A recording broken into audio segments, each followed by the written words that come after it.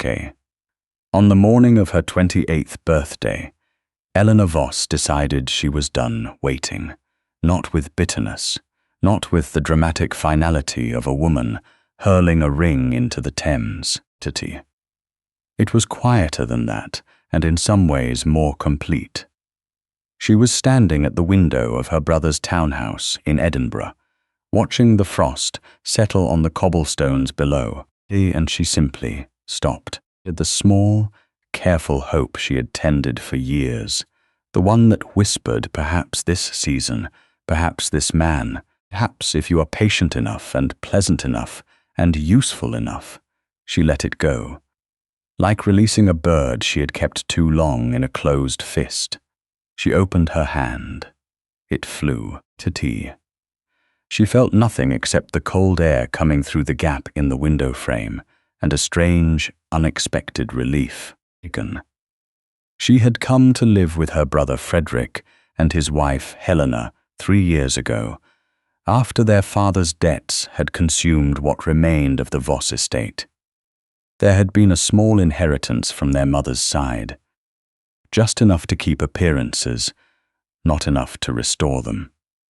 Frederick had taken what could be salvaged and invested it cautiously. Eleanor had taken Eleanora and folded her neatly into the household, the way one folds a spare blanket, useful, accessible, and very easy to overlook. It was not cruelty, even. That was the thing people would not understand. Helena was not a cruel woman, no more. She was simply a woman who had never once in her life been required to consider whether the people around her were comfortable. She had been raised to be charming, and charm had always been sufficient. She asked for things without intending to be demanding. She overlooked things without intending to be dismissive. She had been doing both to Eleanora for 3 years, and she did it with a smile so warm that Eleanora had spent the first year convincing herself she was imagining the slight. She was not imagining it. "You are so clever with the children, Ellie. Adore you," this meant. "Please take them for the afternoon. You have such a sensible head for household matters. I am hopeless at it," this meant. "Please speak to the cook. You look so well in that shade of green." So restful, this meant. "You will not be noticed," which suits everyone. On the morning of her 28th birthday, Helena had swept into Eleanora's small room at the back of the house to deliver her birthday wishes, and in the same breath ask whether Eleanora might possibly sit with the children during the dinner party that evening, as the nursemaid had taken ill, and one really could not trust the younger housemaid with the baby. "Of course," Eleanora had said. Because she always said of course. And standing at the window afterward, watching the frost, she felt the coal in her chest simply go cold. Not with resignation, exactly, with something more like clarity. She was 28 years old, the daughter of a baronet, educated, steady, and entirely invisible to the world in which she moved. No man of consequence had looked at her twice, not because she lacked merit, but because she lacked the performance of helplessness that men of consequence apparently required. She was too calm, capable, too quiet in the wrong way. She had been destined for usefulness, and there was a strange, bleak freedom in accepting it. She did not know that by the end of that same week, everything would change. The dinner party to which Eleanora had not been invited brought a guest she had not anticipated. She heard about him first through the walls, if the way she heard most things in that house. The guests had gathered in the drawing room below, and their voices floated up through the old plaster in fragments. She was sitting with the children, reading to the younger one, when she caught the name through the ceiling. Harwick. Lord Harwick. The Earl of Harwick. She knew the name. Everyone in Edinburgh knew the name. Alistair Cavendish, the Earl of Harwick, was the sort of man who did not require introduction because the room rearranged itself around him before anyone could perform one. He had inherited the title at 22, following his father and older brother within the same brutal winter. He had spent the decade since enclosing himself in his estate on the Northumberland coast, a place called Stonefield, that people described in the way they described old cathedrals, with reverence and a faint unease. He came to Edinburgh rarely. When he did, he moved through society with the silence of a man who had long since stopped expecting anything from it. They said he was cold. They said there was something behind his eyes that had never come back from wherever it had gone. They said he would not marry, because he had already buried everyone he loved and saw no reason to give the world another opportunity. Eleanora set these facts aside with the pragmatism of a woman who had learned not to build things on what she overheard through ceilings. She did not see him that night, yet she saw him the next morning. She had risen early, as she always did, to have the house to herself for an hour before it woke. She was in the small back garden with her coat pulled tight, eating the last of the autumn herbs before the frost took them entirely, when she heard the side gate open. She looked up. He was tall, dressed for riding, and clearly had not expected to find anyone in the garden at that hour. He stopped. She stopped. The cold air between them was very still. He had dark eyes, not piercing in the way novels promised, but watchful. The kind of eyes that had spent a long time observing without expecting to be observed in return. His face was composed in the manner of a man who had worn composure so long it had become his actual expression, not a mask over something warmer, but the thing itself. "I apologize," he said. His voice was low, unhurried. "Frederick said I might use the garden path to reach the mews. I did not know anyone would be here." "You are not disturbing anything," Eleanora said, because she was nothing if not honest. He looked at her, not the way men looked at her at parties, with the brief, dismissive appraisal that catalogued her and moved on, but with something more considered, as if she had said something unexpected. "You are Miss Voss," he said, not a question. "I am." A pause, not an uncomfortable one. He glanced at the herbs in her basket, then back at her face. "They told me a good deal about this household last night," he said. "No one mentioned you." "No," said Eleanora, "they rarely do." She did not say it bitterly. She said it the same way she would have noted the weather. He regarded her for another moment, then gave a very slight nod, kind that meant he was filing something away rather than responding to it, and continued through the garden toward the mews. Eleanora watched him go and then returned to her herbs. She thought, well, that is that. She was wrong. 3 days later, Frederick summoned her to his study. Frederick Voss was not an unkind man. He was a distracted one, He loved his sister in the vague, occasional way that people love things they have grown up with and cease to see clearly. He was sitting behind his desk when she entered, and he had the look of a man who had been rehearsing a conversation and was still not confident he had the right words. "Close the door, Ellie." She sat. But she waited. "Lord Harwick called this morning," Frederick began. He paused. He adjusted the inkwell on his desk to a position it had not previously occupied. "He came to speak with me about, he came to speak with me about you." Eleanora kept her face still. It was a skill she had developed early and cultivated carefully. "He has made a proposal," Frederick said, rushing slightly, as if the words would be easier moving at speed. A formal proposal of marriage. He stopped. He looked at her. To you. The silence in the room was complete. He has proposed to me, Eleanora said. Yes, Lord Harwick. The Earl of Harwick. Yes, we have spoken once, in the garden. I know. Frederick spread his hands. He looked genuinely bewildered. He said a number of things. He said he was not looking for a conventional match, he said. He required a woman of practical intelligence and quiet temperament, he said. Frederick glanced down at a small piece of paper on his desk, as if he had taken notes.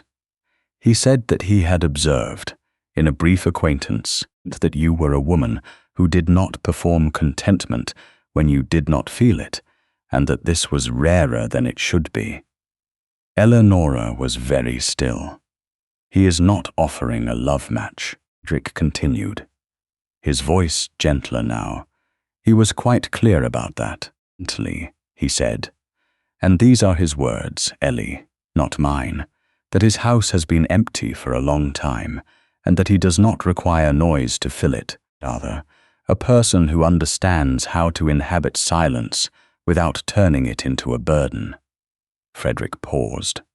I think he is lonely, in the way that some men are lonely who have forgotten how to say so. Eleanora looked at the window. Outside, the frost had come again.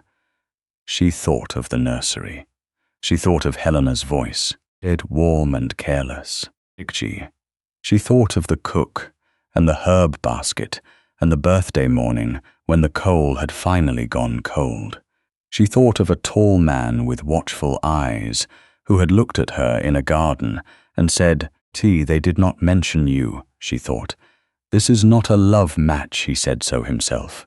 It is a contract, a position, a life that would be hers, not borrowed. What are the terms? She asked. Frederick blinked.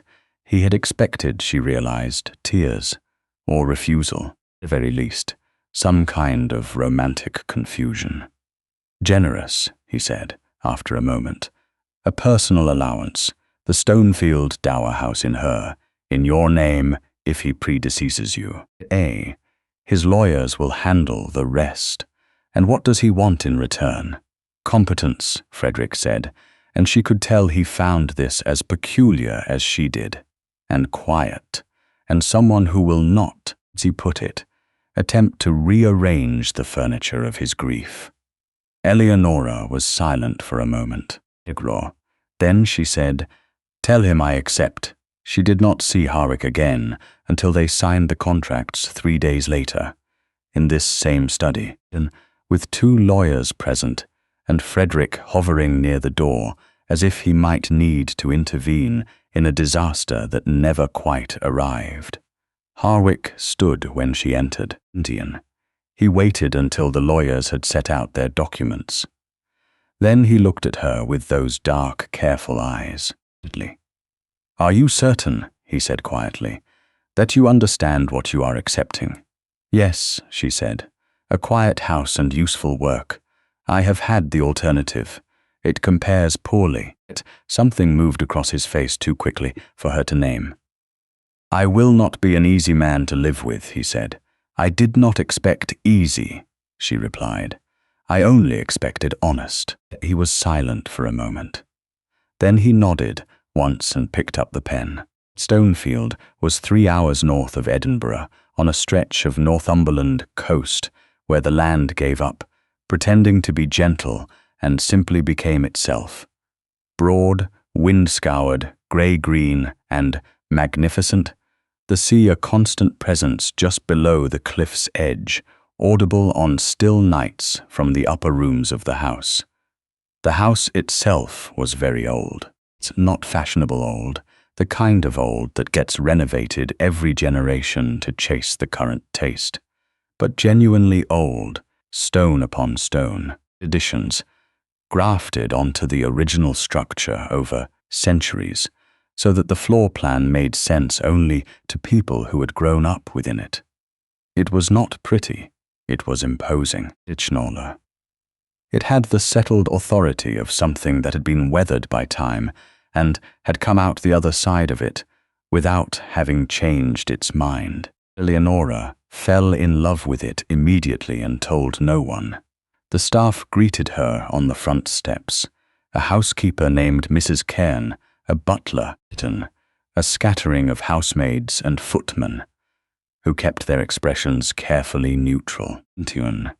Mrs. Cairn was a broad-shouldered woman in her 60s, with the manner of someone who had managed this house through several difficult seasons, and was reserving judgment on the newcomer until further evidence presented itself.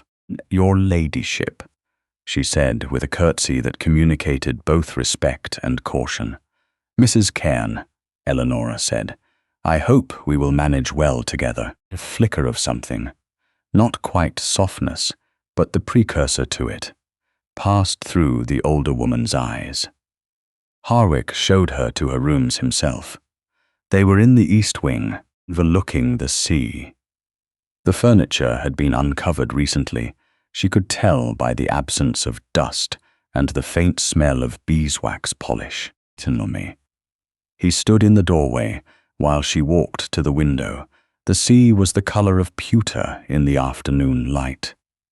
The wind was moving through the long grass at the cliff's edge, bending it all in one direction, northeast to southwest, steady and purposeful. "The view is extraordinary," she said. "It is the best room in the house," he said. "My mother's room, originally." A pause. "I thought you should have it." She turned to look at him. He was already looking somewhere past her, at the sea. "Thank you," she said. "Dinner is at 7, he said. "I have work in the study. You may have the run of the house." And he left. At dinner, that first night was an education in what silence could contain. They sat at opposite ends of a table built for 16. Their voices, on the few occasions they were used, dived at each other slightly delayed, as if crossing a distance. Eleanora ate quietly. Ifik ate with the focused efficiency of a man who views meals primarily as a biological requirement. A footman moved in and out like a shadow. Afterward, he said, "I trust the room is adequate." "More than adequate. The view of the sea at dusk is remarkable, yes." He placed his napkin on the table. "I have papers to review. Good night." She sat alone after he left, the candlelight guttering slightly in the draught, and thought, "This is what you agreed to. You knew what it was." But she had not expected it to feel quite so much like being in a room where all the air had been removed and replaced with something that merely resembled it. She gave herself a week before she began to quietly put the house in order. Not dramatically, not as an assertion of authority. She simply began with what was in front of her, the way she always had.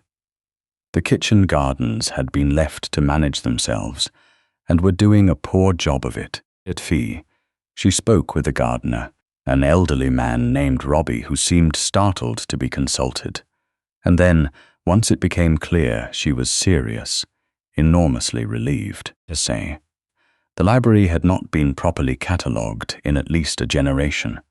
She began working through it, shelf by shelf, in the mornings, after breakfast, in the hour before the house fully woke. She did not ask permission for any of it. She simply proceeded quietly and consistently, and when Mrs. N began appearing in the doorway of whichever room she was working in, watching with those evaluating eyes, Eleanora continued working and waited. On the 5th day, Mrs. Cairn spoke. "The east sitting room," she said. "It has not been used in 7 years. His lordship's mother used it in the mornings. I wondered. That is, the light in the mornings is very fine in that room, and if your ladyship were to wish to, I would like that very much," Eleanora said. "Thank you, Mrs. Nian." The housekeeper's posture shifted by perhaps 2 degrees. It was the equivalent, in another woman, of a full embrace. She saw Harwick only at dinner for the first 2 weeks, and then, one evening in the library, he found her. She had come down late, unable to sleep, drawn by the particular quality of silence that old libraries have at night. The sense of all those unread words, patient and waiting, sheen. She was on the library's upper gallery, examining a row of architectural folios by candlelight, when she heard the door below open. She looked down. He stood in the doorway, dark coat, no cravat, and stopped when he saw her. "I did not know you were here," he said, "nor I you. I could not sleep." He came inside. He moved to the fireplace and stood with his back to it, looking up at her on the gallery. "What are you looking for?" he asked. "Maps of the property, I think, or floor plans." "I have been trying to understand the logic of the East Wing." "There is no logic," he said. "My great-grandfather added it to spite the original architect. It refused to include a second staircase. They did not speak again." She looked down at him. "Is that true?" "Almost certainly not," he said. "But it is what I was told as a child, and I prefer it to whatever the actual explanation is." It was the first thing she had heard him say that was not strictly functional. She was quiet for a moment, not wanting to startle it. "The library is extraordinary," she said, returning her gaze to the shelves. "I found a collection of coastal surveys from the 1740s this morning, and an entire shelf of Norse sagas. My grandfather collected them. He could not read Old Norse, but he felt they should be represented." She heard, faintly, the ghost of something that might have been amusement. She kept her eyes on the books. "Come down," he said. "I will show you the estate plans. They are in the map chest behind my chair." She came down. He opened the chest and spread the plans across the reading table, and for an hour they stood side by side over the large, dull sheets of paper, while he traced the history of the house with one finger. The original tower, the Tudor editions, or the Georgian East Wing, built by the spite-driven great-grandfather. And she listened, and asked questions, and felt the shape of the house settling into her understanding, like a puzzle piece, finding its correct orientation. He was different in the library than he was at dinner. Not warm, exactly, but present. The distance he kept around himself contracted slightly, and in its place was something more like a man who had, for a brief time, forgotten to maintain the perimeter. When she went upstairs, she lay in her bed, listening to the sea, and thought, "There is a person in there, Tiken. Behind all of that cold and quiet, there is a person who was told a ridiculous story about his great-grandfather, and kept it because he preferred it to the truth." She filed this away carefully, like a letter she was not yet sure how to answer. A letter arrived from Helena in early November. "Dearest Ellie," it began, at Norden, which was not how Helena had addressed her during the 3 years she had lived in the Edinburgh house. "Drick and I are so looking forward to seeing you and Lord Harwick at the Pemberton dinner in December. I have taken the liberty of informing Lady Pemberton that you will both be attending, as I knew you would want to support us." Eleanora read it twice. Then she folded it and set it on the breakfast table. Harwick was watching her from behind his coffee cup. "My sister-in-law," she said. "She has committed us to a dinner party in December without consulting either of us." He said, to say. "She also wishes me to know that she has told a number of people that I am very well and very happy, and that the North is not, as some feared, too isolated for my temperament." "And is it?" She looked up. He was looking at her steadily, in the way he had looked at her in the garden on that first morning, direct, genuinely asking. "No," she said. "I find it suits me very well. Brief pause. Good, he said. He returned to his coffee. She returned to the letter. I will write to Helena and explain that we have prior commitments, he said without looking up. She had not asked him to. She looked at him. This is your home, he said, his voice level. You are not her social secretary. It was not a grand speech. He delivered it with the same matter-of-fact tone he used to discuss drainage on the north pasture. It landed in the space between them with unexpected weight. Thank you, she said. He nodded and turned a page. Helena arrived anyway. Is he? She did not ask. She wrote to say that she was coming, that she felt Eleanora must be terribly isolated, that the children were simply desperate to see their Aunt Ellie, and that she was certain Lord Harwick would not mind in the least. She arrived on a Tuesday with 3 trunks, 2 children, and a lady's maid, who immediately began making demands of the Stonefield staff, with the confidence of someone accustomed to having demands met. Helena swept into the entrance hall and embraced her with the warmth of a woman who had not, for 3 years, once asked how she was. She pulled back, held her at arm's length, and looked her over with the particular expression of a person expecting to find evidence of decline and being mildly inconvenienced by the lack of it. You look, well, quite well. The sea air, I suppose. Lord Harwick appeared at the study door. Eleanor turned, and her expression shifted into its most radiant register. Lord Harwick, how wonderful of you to have us. You are so kind. She offered the curtsy that she reserved for men of title. I hope we are not imposing. Mrs. Voss, he said, with a nod so slight it was nearly theoretical. Welcome to Stonefield. The visit was 3 days of careful, grinding endurance. Eleanor moved through Stonefield with the brisk authority of a woman who had spent 3 years treating it as an extension of her own house, and seen no reason to revise this view now that Eleanora was its actual mistress. She commented on the furnishings. So dark, Ellie. Have you thought about lighter draperies, on the dinner menus, on the positioning of the furniture in the east sitting room? She accepted Eleanora's gentle corrections with a smile that acknowledged nothing and changed nothing. On the second morning, she sent the children to find their Aunt Ellie for their French lesson, because she had letters to write, and the noise was giving her a headache. And wasn't Ellie so clever with them? They responded to her so much better than to anyone else.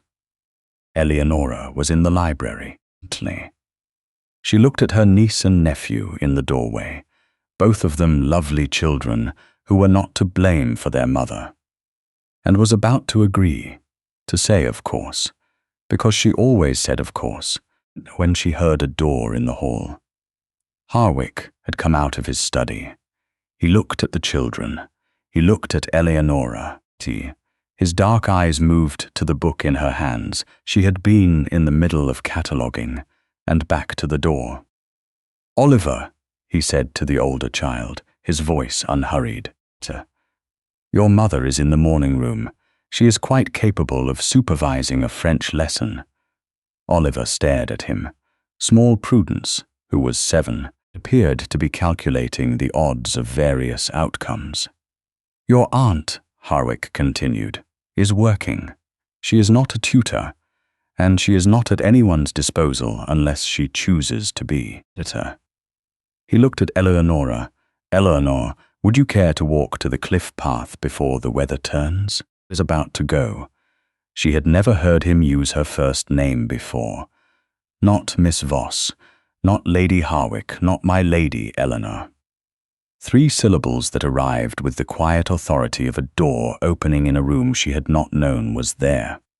Yes, she said, I would like that. He held the library door. She walked through it. Behind her, she heard Oliver go to find his mother. They walked in near silence along the cliff path, the sea below them, gunmetal grey and restless, the wind steady from the east. He did not speak for a long time. She did not fill the silence. They had, she realized, become very practiced at this, at inhabiting the same quiet without requiring it to be something it was not. After a while he said, "How long has it been like that?" She did not pretend to misunderstand. 3 years that I lived with them. Before that, in a quieter way. And before that, my mother was alive. It was different. He was quiet. The grass at the cliff's edge bent in the wind. "You do not complain about it," he said. It was not quite a question. "I did not know I was permitted to," she said, and was surprised to find she meant it entirely. He looked at her then, a long, sidelong look. She saw something in his face she had not expected.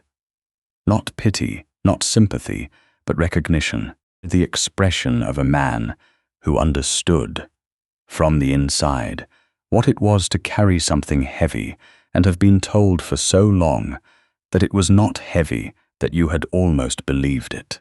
He looked back at the sea. "You are permitted," he said. "Helena left on Thursday." The departure was a performance of regret expertly delivered. "We must do this again, Lord Harwick. Stonefield is simply magnificent." She embraced Eleanora with both arms. "Do worry about you, Ellie, all the way out here." "I am very well," Eleanora said. "Yes," Helena said, looking at her again with that evaluating gaze. "You are, aren't you?" And there was in her voice now, underneath the warmth, a new note, not quite respect, but the precursor to it. The carriage rolled down the drive. The house settled back into its own quiet, and this time the quiet was different. It was a quiet that had been tested and had held. That evening at dinner, Harwick said, "I owe you an apology." She looked up. "Not for today," he said. "In general, I have not been attentive." I proposed a partnership and then treated it as a property transfer. That was not. I should have done better. She considered this. "You have done more than you know," she said. The cliff path was worth more than 3 years of the alternative. He was quiet for a moment. "Eleanor," he said, and again there was that quality in her name, as if he were still deciding whether he had earned the right to it. "I would like to have dinner together, not." He gestured at the vast mahogany expanse of the table, like this, in the morning room, perhaps. Something that resembles an actual meal between actual people. "I would like that too," she said. November deepened. The coast turned wild and raw. Rain came in horizontal off the sea, and the evenings were long and dark and full of firelight. They moved dinner to the morning room, Tigley. The round table there sat 4 comfortably and 2 perfectly. The food was the same, but the proportion of room to people had been corrected, and in that correction something shifted. They began to talk. Not extensively, not at first. But the silence was no longer the default. It was merely what they returned to when the words had done what they needed to do. She learned things, that he had been close to his father in a way he had not been close to his brother, which was the unexpected one, Tismon, that the estate had been neglected for several years before he had taken it in hand, and that the recovery of it had been the work of the last decade and was still not quite complete, that he disliked London viscerally and had since the age of 16, when he had been sent there and found it loud in all the wrong ways. He learned things about her too, that she had wanted to study properly in the way young women generally were not permitted to want, that she had taught herself cartography from the estate maps at her father's house and could read a survey plan faster than most men who'd had formal instruction, that she found the sea at night less frightening than comforting, because it was honest about what it was. The library became theirs in the evenings. He read, catalogued, and mended, and increasingly simply read too in the chair across from his. The fire crackled. The sea spoke its continuous sentence through the walls. Neither of them seemed to need anything else. One door, though, stayed closed.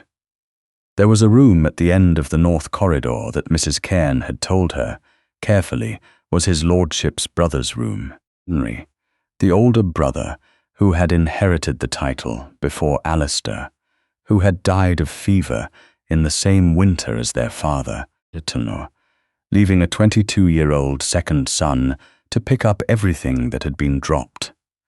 She never asked about Henry. She noticed that Harwick avoided that corridor entirely, that he sometimes came to dinner with the particular closed expression of a man who had passed too close to something and made the mistake of looking. She waited. She had learned that some doors opened only from the inside. The storm came in mid-November, 3 days of it, violent and sustained. The sea was a churning thing below the cliffs, white and furious, and even inside the thick stone walls of Stonefield, the sound of it was immense, a constant bass note under everything. On the second night of the storm, the wind was at its worst in Farson. She was in the library, the fire built high, a blanket over her knees, when she noticed that Harwick had not been reading for some time.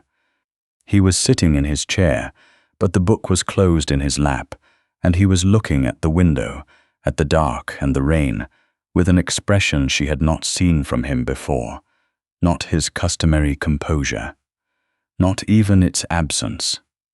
Something rawer than that, to be something that had been standing behind the composure for a very long time and had finally got too close to the surface.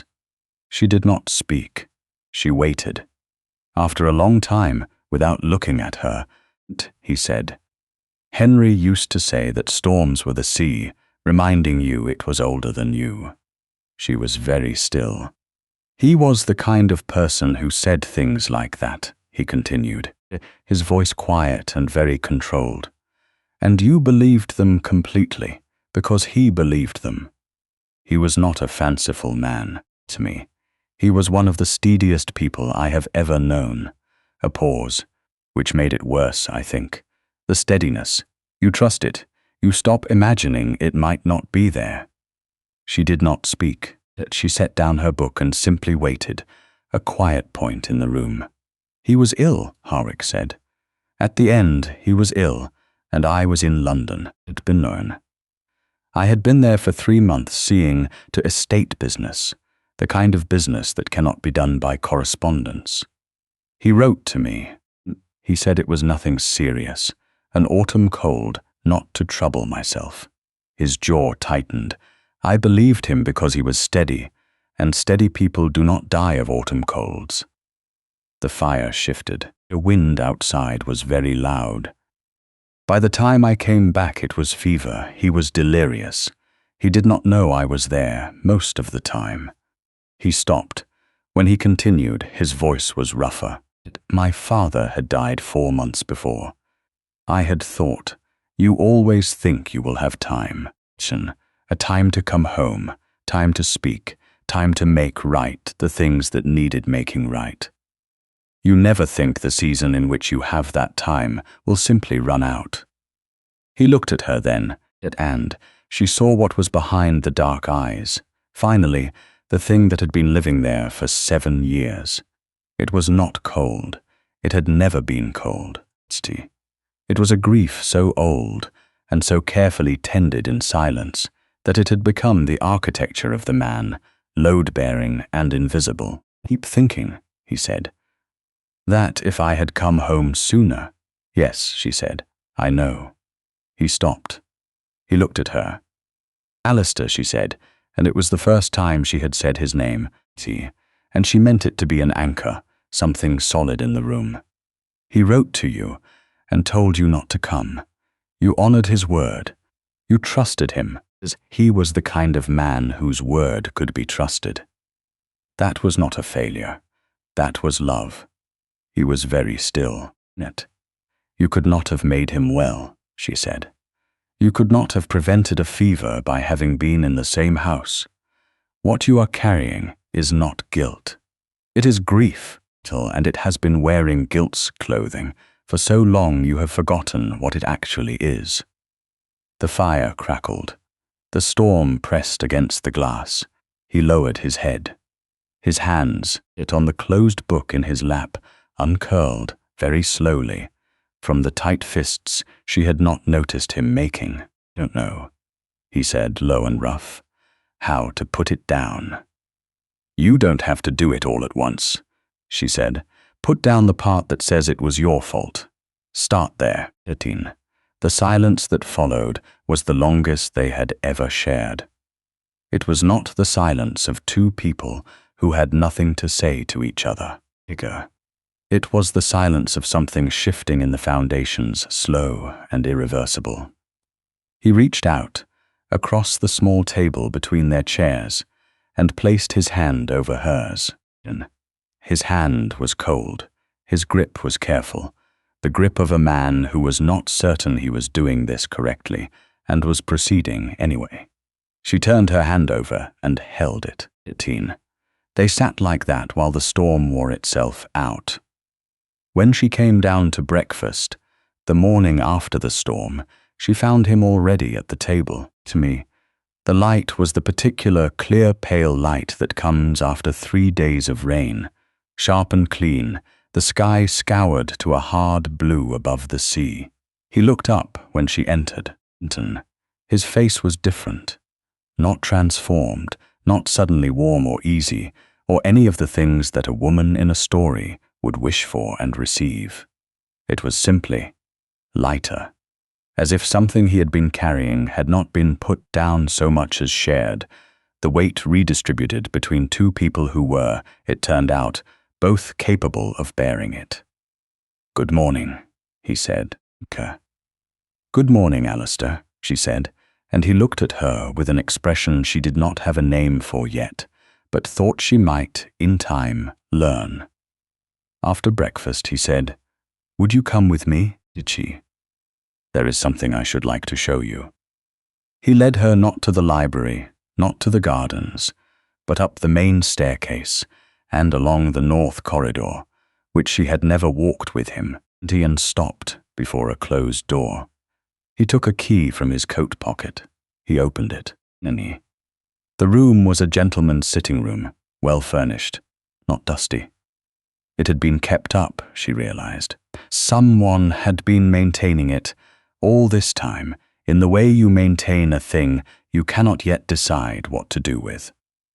There were books on the table, a pipe on the mantelpiece, a hat on the hook by the door, as if its owner had merely stepped out. On the wall was a portrait, a young man, dark-haired and broad-shouldered, with an open, unguarded face and eyes that were full of a steady and entirely unperformed warmth. "Henry, I have been thinking," Harwick said, standing beside her, both of them looking at the portrait, "that I would like to move this to the gallery.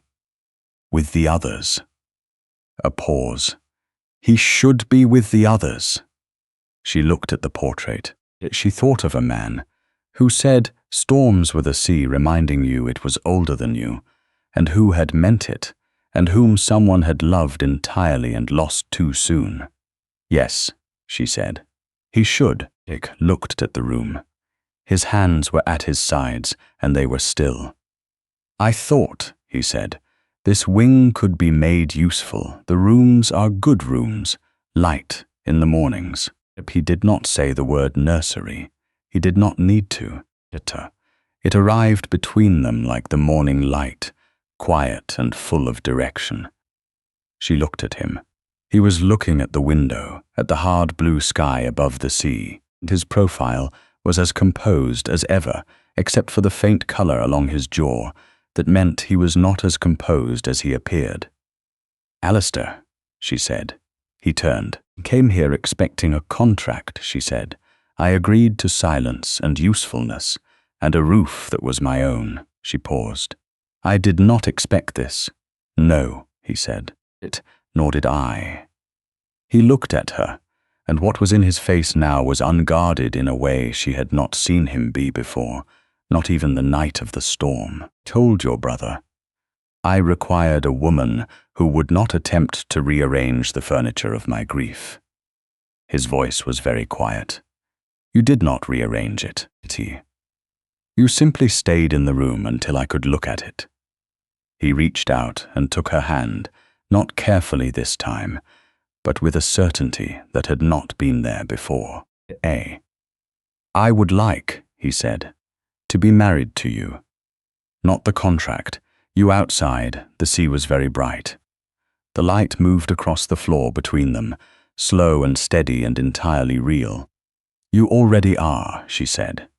The following spring, a letter arrived at Stonefield bearing the Edinburgh postmark. Lena wrote that she and Frederick were so pleased to hear the news, that she had always known Eleanora had hidden depths, and that she hoped the child, when he or she arrived, would have its mother's calm temperament and its father's distinguished profile. Eleanora read the letter in the east sitting room, in her mother-in-law's old chair, in the light that was fine in the mornings, as Mrs. Cairn had said it would be. She folded the letter when she was done with it, and set it on the table, and did not think about it again for some time. She was thinking about the evening before, when Alistair had come to find her in the library, and instead of standing at a distance had settled himself in the chair beside hers, and picked up the book she had been reading and said, without preamble, read me the part you were on. I can see from your face it is something worth hearing. She had read it to him. They had sat in the firelight with the sea speaking through the walls, and it had been, she thought, the most ordinary and extraordinary thing that had ever happened to her. She had stopped waiting for her life to begin, and it had begun, not with ceremony, not with the sudden violent brightness she had been told love would announce itself with, but quietly and honestly and completely, the way dawn comes to the Northumberland coast, slowly at first, then all at once, until the sea and the cliffs and the grey stone house are full of light, and you cannot quite remember how you ever managed to see without it.